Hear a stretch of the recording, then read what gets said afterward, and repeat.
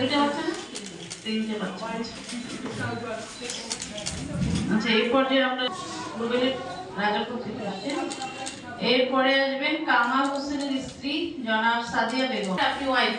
আচ্ছা, সাইফুল ইসলামের ওয়াইফ জনাব উল্লাহান। এরপরে আসবে, এটা অনুষ্ঠান শেষে বলবেন না ম্যাডামের কাছে, অনুষ্ঠান শেষে বলবেন। আসেন বসেন।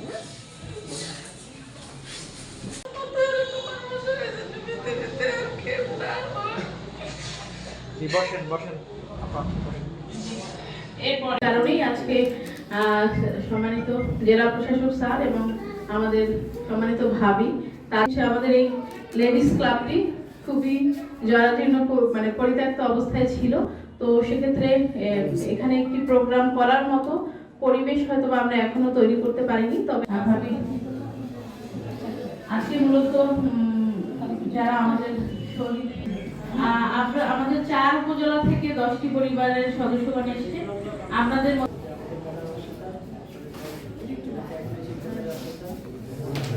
দিবে দাঁড়ান। তোর জানি না যে গুলি খাইছো বা কিছু, একটা লোকের কাছে জিজ্ঞেস করলাম, তার আমার ছেলে পাইতেছি, আমি যাবো, যদি আমি মারা যাই আমি মারা যাবো, আমি যাবো। তারপরে কিছু একটা হচ্ছে, এটা বুঝতে পারছি। সেখানে আমি তখন বুঝলাম যে আসলে মুক্তিযুদ্ধ মানে এরকমই হয়েছিল, কিরকম একটা ভয় যে কাজ করছিল, মানে এটা তো বোঝানোর কোনো বিষয় না, এটা বোঝানো যাবেও না। তো আপনারা যারা উপস্থিত আছে সবাইকে আমি সান্ত্বনা দিব না, এটা সান্ত্বনার কোনো বিষয় না।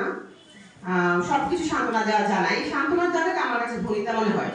আপনি যা হারিয়েছেন আমি কিভাবে আপনাকে দিব, কে পৃথিবীর কারোর পক্ষে এসব সম্ভব না।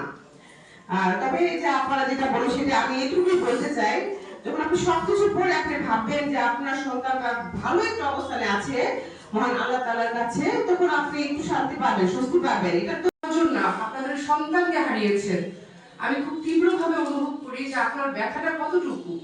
এখানে আসলে কোনো ভাষাই নেই সান্ত্বনা দেওয়ার। মানে জুলাইয়ের যে গণঅভ্যুত্থানটা হয়েছে, এটা আপনাদের সন্তান ছাড়া কখনোই সম্ভব হতো না। আপনার সন্তানের জন্যই আমরা নতুন একটা বাংলাদেশ গড়ার অঙ্গীকার করেছি। আমরা ছাত্ররা আমাদের দেশের ভবিষ্যৎ, ওদের মাধ্যমেই আমরা নতুন দেশ, নতুন জাতি গড়ার আমরা অঙ্গীকার নিয়েছি এবং তারাই আমাদের নতুন একটা ভবিষ্যৎ উপহার দিবে। এবং আমি দোয়া করি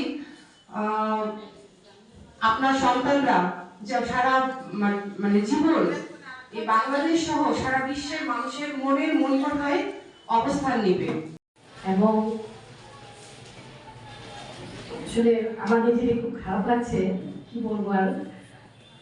তো এটা বলবো যে জাতি তাদেরকে সবসময় স্মরণে রাখবে, তাদের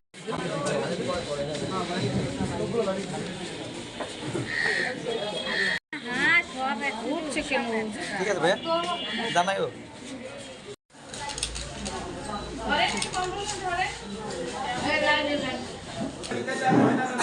ঠিক আছে।